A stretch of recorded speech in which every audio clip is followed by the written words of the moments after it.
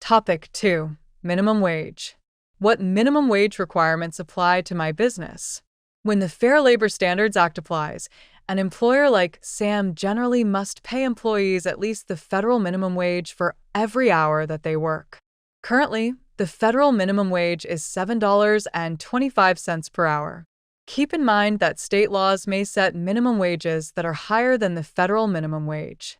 If Sam's business is subject to both the federal law and state law, she needs to pay her workers whichever rate is higher so that she's in compliance with both laws. You can check the current minimum wage in your state on our website.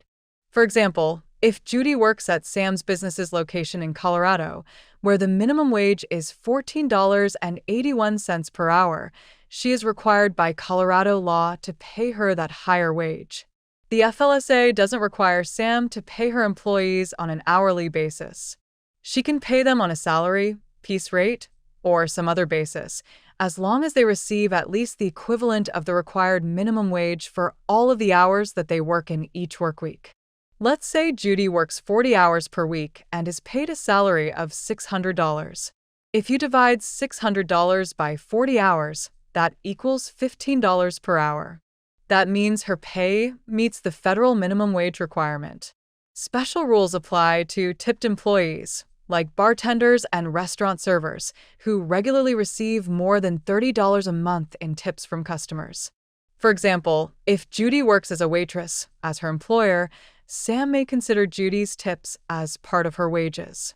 Taking this credit for tips toward her minimum wage obligation is called taking a tip credit.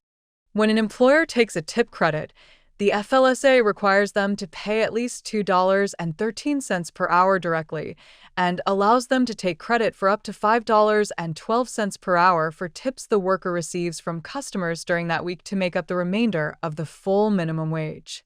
In any work week, when the worker's tips, when combined with the direct payment the employer provides, are not enough to reach at least the minimum wage for each hour worked, the employer must make up the difference.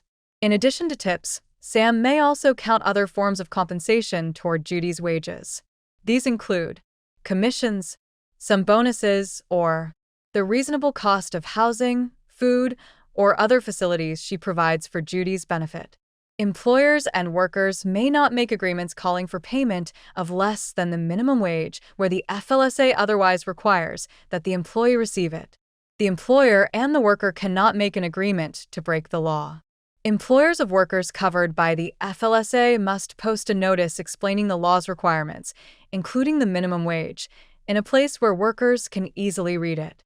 We provide these posters free of charge on our website at dol.gov/WHD. Some employers pay more than $7.25 per hour, but still violate the minimum wage requirements when they make deductions from workers' pay that reduce wages below $7.25 per hour. Please watch our video on deductions to learn more. When employers fail to pay employees at least the federal minimum wage, those employers have violated the FLSA.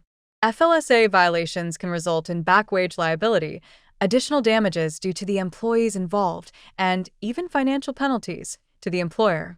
If you have questions about the minimum wage or other wage and hour topics, please visit our website at dol.gov/WHD or call us at 866-487-9243 for more information.